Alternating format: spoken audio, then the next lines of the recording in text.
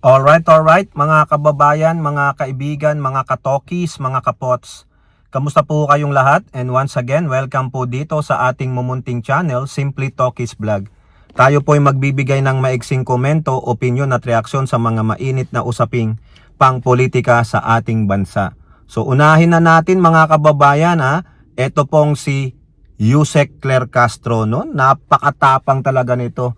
Kaya sa akin mga kababayan, itong si Yusek Castro, ito dapat hindi tatanggalin ito bilang PCO at PPO dyan sa Malacanang hanggat hindi natatapos ang termino ni Pangulong Bongbong Marcos. Kasi ito lang po ang talagang lumalaban para depensahan ang mga umaaway, mga fake news na gawa ng mga, alam nyo na, DD shits.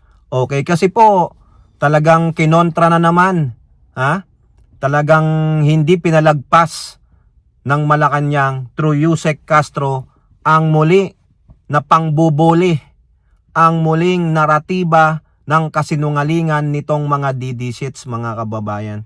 Kasi ito pong inyong bobo at tanga at mandarambong na Vice President, sinampahan na po ng mga rights group, ng mga kaparian, no? Siguro meron pang sasabit diyan mga kababayan. Marami ang rights group no? Mga Makabayan Black, Progressive Group, Civic Society, no? Pwede rin ang ordinaryong mamamayan magsampa ng kaso diyan kasi bakit? Hindi niya mapaliwanag ang kanyang pondo. Yung mga pinababalik na pondo ng COA sa kanya na nilustay niya, wala po. Yung katiwalian niya sa DepEd, wala po. Sinampahan na siya ng kasong plunder, graft, and malversation of funds kasi hindi niya mapaliwanag yung 612.5 million CIF niya sa opisinang Vice President at DepEd nang hinawakan niya ito. Okay? Ngayon, nung lumabas yan, ayan na, yung mga tagapagtanggol niya, kasi one after another mga kababayan, talaga pong pala, para silang binlitz. Alam niyo yung blitzkrieg, yung tinatawag noong ikalawang digmaang pandaigdig ng mga German. Kasi German naman yan si Sara Duterte, yung blitz. Pag sinabi mong blitz, surprise attack yan. Hindi mo alam kung saan manggagali yung atake. Maski na well prepared ka, pero pag sinabing blitz ka, may manggagaling, hindi mo alam, may kaliwa, kanan, harap, likod, hindi mo alam sa manggagaling Nadidinig nyo yung salitang blitz sa larong American football. Pag sinabing blitz, di mo alam kung sinong magbi-blitz sa'yo, no? Ganyan po ang ginawa nitong mga anti-Duterte na ito na dapat, sabi nila, managot itong mga Duterte. Lalo-lalo na ang mga oposisyon, no? Tulad ng mga Dilaw, Kakampings, at mga progressive groups, no? So, after ni Ramil Madriaga na siya pong matagal na nimbihan sa mga Duterte ay naglabas ng kanyang official statement tungkol sa kasamaan ni Sara Duterte at ni Harry Roque, eto sinundan sila.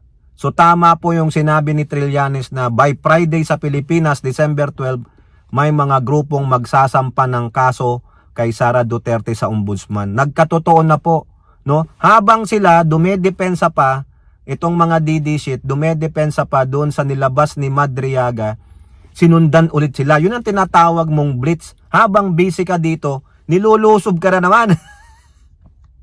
No? O ngayon, dumipensa na naman sila. May mga DD shit na dumipensa, lalong-lalo na tong grupo ng PDP Laban na kanilang spokesperson na si Topacio. Si Attorney Topacio po nagsalita na inaalud niya po, no? Base po dyan sa quote card na yan, inaalud po nila na may kinalaman ang palasyo dito sa pagpapile ng kaso sa ombudsman nitong mga rights group na gagawin daw ang lahat ng palasyo para po hindi daw po makatakbo sa pagka-presidente sa 2028. So sinasabi nila, based on my understanding on this, sa statement nila na yan, may kinalaman ang palasyo.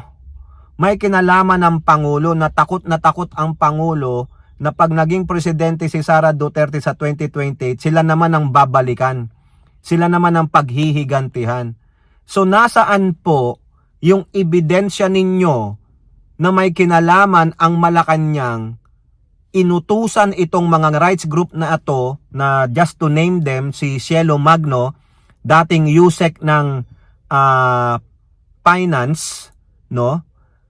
Mga kaparian tulad ni Father Villanueva at ni Father Robert Reyes, yan yung running priest, si Robert Reyes, na inutusan sila, nakipag-usap sila, nakipag-communicate sila sa palasyo na, sige, para hindi makatakbo si Sara Duterte at safe ka sa kanyang paghihiganti, tutulungan ka namin, sasampahan namin siya ng kaso, i-rehearse namin yung mga laman ng article of impeachment. Kasi yun ang sabi ni Topacio mga kababayan. Rehearse daw yun. Rehearse yung kasong isinampa na plunder, graft, and malversation of funds. I don't care kung rehearse yan ang tawag ninyo, paulit-ulit lang. Bakit? May double jeopardy na ba? May finality na ba? Nag-utos na ba ang ng korte na not guilty si Sara Duterte? Wala po nangyari. 'Di ba? Meron na bang nagsabi na korte, Supreme Court na not guilty si Sara Duterte Ano lang ang sinabi ng Sara Duterte sa impeachment case niya? Unconstitutional. Pero pwede pa rin kayong mag-proceed. Binigyan pa nga sila na, tapusin nyo muna yung 1 year, tapos saka kayong mag-file ulit Yun ang sabi ng Constitution. Hindi sinabi sa desisyon ng Korte Suprema tungkol sa impeachment ni Sara Duterte na not guilty siya. Nandiyan pa rin yun. So kung whatever rehearse yan, paulit-ulit lang, it's okay. Kasi walang finality ng desisyon. Di po ba? So yun lang ang depensa ninyo, Topacio, tapos you are accusing the Marcos government that they are nakikipagsabwatan sila dito sa mga rights group na to, sa simbahang Katoliko. Asan ang ebidensya ninyo? Yang si Cielo Magno, anti-government yan, anti-Marcos yan Si Father Robert Reyes, anti-Marcos yan yung mga rights group na yan, karamihan dyan na opposition, anti-Marcos yan Bakit sila makikipagtulungan? Nasaan ang ebidensya nyo? Nasaan yung an inch of iota of evidence that this group and the Marcos administration collides together in collusion or whatever, nagsama sila para pabagsakin si Sara Duterte? Ang galing nyo naman magtanim ng naratiba. Yun ang depensa ninyo, sisisihin nyo ang gobyernong Marcos. Ngayon, pumalag po dyan ang Malacanang through Yusek Castro. Ano lang sabi ni Yusek Castro? Wala kaming kinalaman dyan. Sino ba ang nag-file?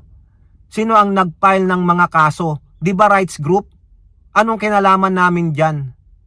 Di ba? Karapatan ng mga grupo na yan, karapatan ng individual na sa tingin nila may maling ginawa ang Vice Presidente, karapatan nilang mag-file pero walang kinalaman ng Malacanang. Correct. I agree with Yusek Castro. Kung meron kayong matibay na ebidensya, ito, sila po. Yan, pakita nyo, panindigan ninyo, itindig ninyo, patunayan ninyo. Kaso salita lang kayo ng salita para lang madepensahan ninyo si Sara Tokmol Duterte. Sa bagay, kakampi nyo nga naman yun, di ba? Nakakahiya po, mga kababayan, no? Wala na silang masabi kundi, kasalanan niya ng Malacanang. Lahat na lang Malacanang kasi ayaw nilang maging presidente si Sara Duterte. Ganun lang yun, mga kababayan Lahat na lang kasalanan ng presidente. 'Di ba? May kinalaman ng presidente wala nga kayong matibay na ebidensya, puro lang kayo laway, yung galing sa mabaho yung mga bunganga. Now, eto pa isa, si First Lady Lisa, ang tunay na abogado ng Pogo. Sino nagsabi niyan, mga kababayan? Si Harry Roque. Ang tunay na abogado ng Pogo ay si FL Lisa na naman daw, mga kababayan. Nakakahiya po, no? Pinapasa niya yung sinabi ng Quadcom sa kanya na ikaw, Harry Roque, ang nag-aabogado sa Pogo. Tapos ang sasabihin mo dahil daw po may mga larawan na ibinigay sa kanila, ayam ko yung larawan na yan yung paulit-ulit.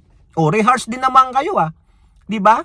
Yung sinasabi ng kampo nyo na rehearse yung kasong isinampa ng rights group laban sa inyong BP, kayo din paulit-ulit din kayo 'Di ba? Ang tanong, ang ebidensya nyo through larawan, through picture?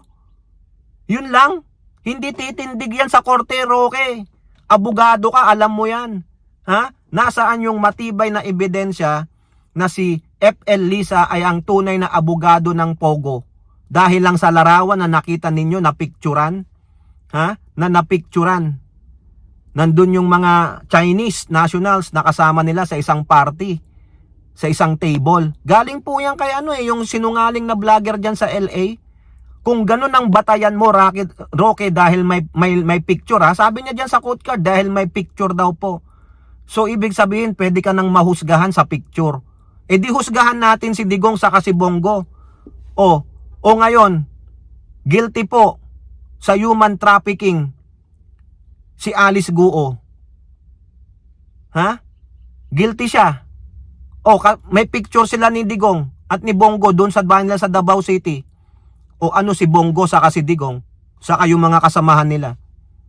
Human traffickers din si Duterte saka si Bongo. O, sige nga Harry Roque, kung yan ang naratiba ninyo, kung yun ang ganun kayo gumawa para husgahan ng tao, siguro hindi naman ganun ang korte. Sa korte lang ni Harry Roque at ng mga DD shit, sa picture lang, pwede ka nang maging guilty. Pagkatabi mo, nakasama ka sa isang larawan na merong isa doon na sabi, drug smuggler yun ba't nandun yan? Guilty ka na? Guilty ka na? Ha? Ikaw, Harry Roque, nagpa-picture ka sa isang Chinese nationals. Diba? Kayo na mga kandidato sa eleksyon, nagpapa-picture kayo. O tingnan nyo si Aimee Marcos at Alice Guo. May picture pa sila, nakaganon pa sila.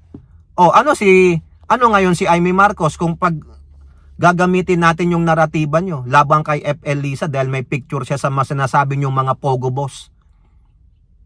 Ano si Aimee Marcos? Katabi niya si Alice Guo, sentensyado. May verdict ng korte, human trafficker. Ha? Di ba? Ay ano si Aimee Marcos? Human trafficker din? Si Digong human trafficker din? Si Sara Duterte, may picture kay Madriaga. Sabi nyo kidnapper. O ano si Sara Duterte? Kidnapper? Ganon? Ganon ganon ang inaalod ni Roque. Kaya pala, ang bobobo ng mga DDS. Kaya ang tatanga ng mga DDS, tama si Larry Gadon. Mga DDS, mga tanga at bobo. Dahil lang sa picture, doon ka na maghuhusga, doon ka na magbabatayan ng desisyon. Hindi ganon ang korte, Roque. Abogado ka pa man din. Ikaw, napatunayan sa Quadcom na ikaw ang nag-aabogado sa Pogo. Si FL Lisa, napatunayan ba? Wala. Dahil lang sa larawan. Di ba? Nakakahiya po kayo. Yung larawan pa, pwede pang ma-edit yan. Bugok talaga. Ang babaw ng pag-uutak. Abogado pa man din at naturingan. O kayo po, ano pong inyong masasabi? Comment down below. And don't forget to like and share. Hope to see you on next videos. Bye-bye. God bless.